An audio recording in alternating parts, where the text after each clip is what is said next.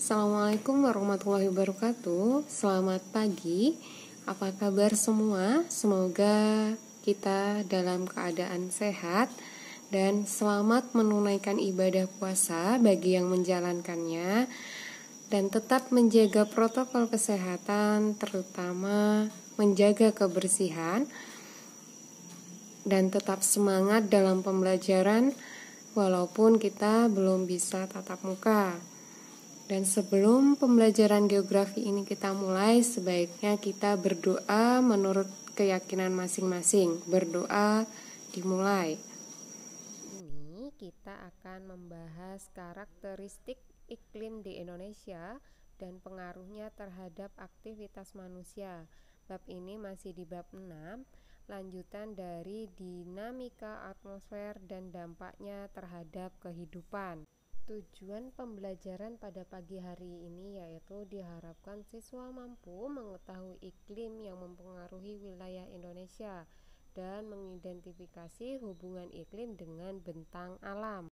Secara astronomis, Indonesia terletak pada 6 derajat lintang utara sampai 11 derajat lintang selatan dan antara 95 derajat bujur timur sampai 141 bujur timur. Dan Indonesia berada di wilayah yang beriklim tropis, sehingga mengalami 12 jam siang dan 12 jam malam. Indonesia juga dipengaruhi oleh 3 tipe iklim. Yang pertama yaitu iklim musim, di mana iklim ini akan berubah-ubah setiap 6 bulan sekali. Dan iklim laut ini, karena wilayah Indonesia ini dikelilingi laut yang sangat luas, sehingga mengalami penguapan yang banyak sehingga banyak terjadi hujan. Dan yang terakhir yaitu iklim panas. Karena Indonesia berada di daerah tropis, suhu yang tinggi mengakibatkan penguapan yang tinggi, sehingga potensi untuk terjadinya hujan juga tinggi. Letak Indonesia juga diapit oleh 2 benua, yaitu ada benua Asia dan benua Australia. Dan Indonesia juga diapit oleh 2 samudra, yaitu ada Samudra Hindia dan Samudra Pasifik. Dan letak geografis tersebut mengakibatkan Indonesia dipengaruhi oleh sirkulasi muson, sehingga Indonesia memiliki 2 musim, yaitu musim kemarau dan musim hujan. Musim hujan di Indonesia itu terjadi karena adanya angin muson barat yang bergerak dari benua Asia menuju benua Australia yang terjadi pada bulan Oktober sampai April, sehingga musim hujan ini terjadi dengan intensitas yang tinggi. Puncaknya hujan yaitu pada bulan Desember sampai Februari.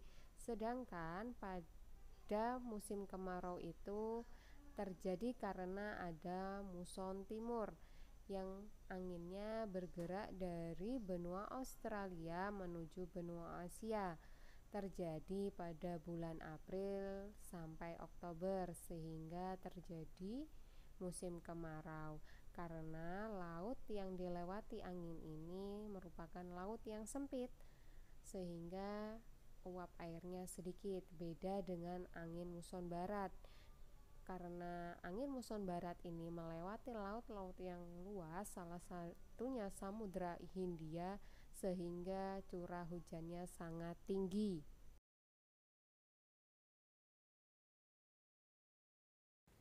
Hubungan tipe iklim dan bentang alam itu sangat erat kaitannya, sehingga tumbuhan yang menutupi sebagian besar daratan di bumi dapat dijadikan sebagai indikator. Nah, indikator yang paling sensitif yaitu ada panas, kelembapan, sinar matahari. Dan komunitas tumbuhan yang berbeda menunjukkan iklim yang berbeda. Komunitas tumbuhan yang berbeda yaitu ada hutan tropis, hutan musim, sabana, dan yang terakhir ada stepa.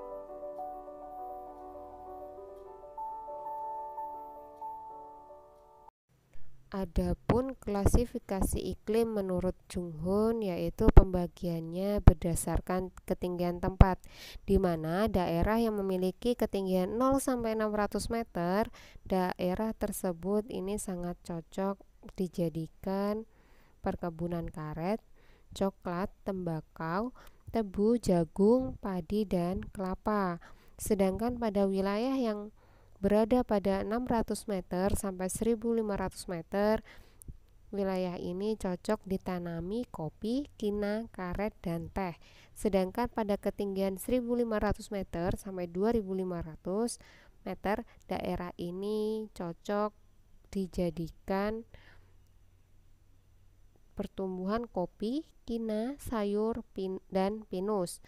Sedangkan pada daerah di atas 2500 meter, tanaman yang dapat tumbuh atau tumbuhan yang dapat tumbuh pada wilayah ini hanya lumut. Adapun pengaruh cuaca dan iklim bagi kehidupan. Yang pertama ada bidang pertanian, di mana manfaat iklim di bidang pertanian untuk menentukan waktu tanam dan jenis tanaman yang sesuai. Untuk bidang transportasi khususnya yaitu pada bidang transportasi udara, kondisi cuaca sangat memengaruhi kelancaran penerbangan pesawat. Untuk bidang telekomunikasi, cuaca yang kurang baik dapat mengganggu jaringan internet. Contohnya saja pada saat hujan, maka jaringan internet menjadi lemah. Untuk bidang pariwisata juga sangat mengganggu baik wisata darat dan wisata laut. Untuk bidang industri yaitu banyak industri tradisional yang masih bergantung pada kondisi cuaca. Contohnya saja industri genteng, batu bata, dan kerupuk. Selain itu, cuaca juga memengaruhi aktivitas penduduk sehari-hari.